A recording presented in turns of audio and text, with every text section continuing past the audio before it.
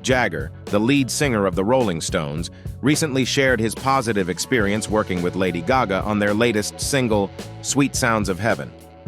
In an interview with Apple Music's Zane Lowe, Jagger discussed the collaborative process behind this gospel-influenced track from their upcoming album, Hackney Diamonds.